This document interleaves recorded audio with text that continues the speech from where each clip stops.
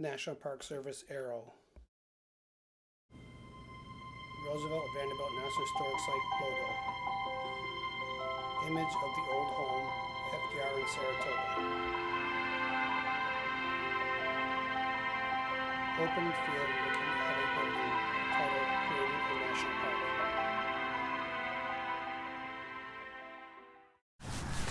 Hello, I am Park Guide Mike Twardy here at Roosevelt Vanderbilt National Historic Sites in Hyde Park, New York. I am standing in front of Franklin Roosevelt's home called Springwood. It is a home that he loved very much and came home many times as President of the United States.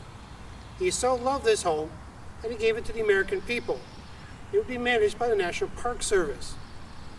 Franklin Roosevelt was a lover of American history, particularly the Saratoga battlefield in upstate New York. This is a story of how Franklin Roosevelt made a state park become a national park.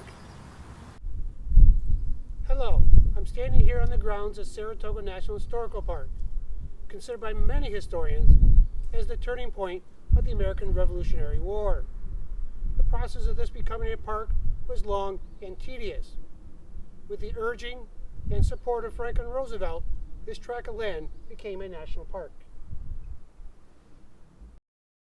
Man sitting in a chair in a suit. FDR would visit Saratoga battlefield many times over the years. As governor of New York State in 1929, he visited the battlefield, appearing on stage with the site's superintendent, George Slingerland.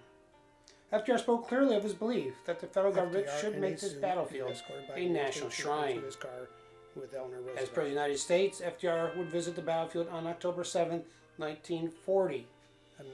His purpose in 1940, or one of them, was to select formally what would become the site for a new visitor center, the site where it stands today. FDR's push for Saratoga becoming part of the NPS started with a drive in Northern Virginia in April 1933 with Horace M. Albright, who was the director of the National Park Service at the time. Albright recalled that FDR would get the conversation rolling when he asked Albright, how was the National Park Service getting along during the Depression? Albright, without missing a beat, informed Roosevelt that a bill had been introduced to bring sites like Saratoga battlefield under NPS control, but the bill had never left committee. Franklin Roosevelt in a suit and tie. After a few moments of reflection, Roosevelt said, "Suppose you do something tomorrow about this." To Roosevelt's surprise, Presidents Harding, Coolidge, and Hoover hadn't acted to protect Revolutionary War sites like Saratoga battlefield from encroaching commercial development. On August 10, 1933, FDR issued Executive Order 6166, thus creating what we know today as the modern-day Park Service. Saratoga battlefield had been a New York State historic site since 1927. Tomorrow finally arrived for Saratoga on June 1, 1938. Public Law 576 was passed, creating Saratoga National Historical Park. At the time that the NPS took managerial control, the park was much in need of development, from roads to signage, research, and much more, even amid the Great Depression. Once again, Saratoga looked to Franklin Roosevelt.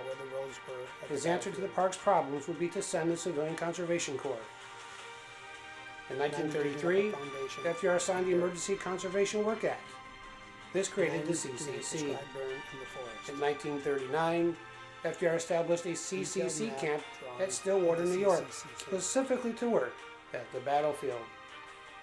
Between the years of 1939 and 1942, projects would consist of, but not be limited to, of removing non-historic fences, roads and foundations, managing landscapes, conducting archaeology, and offering site interpretation for visitors.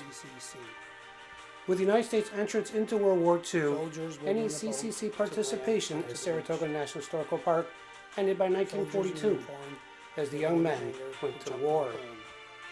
Much of Saratoga battlefield's early success in raising awareness of the battlefield is attributed to George Slingerland, with the support of then-Governor Franklin Roosevelt, and later as President of the United States.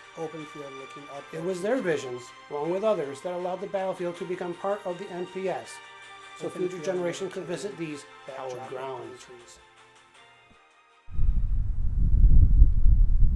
Welcome back.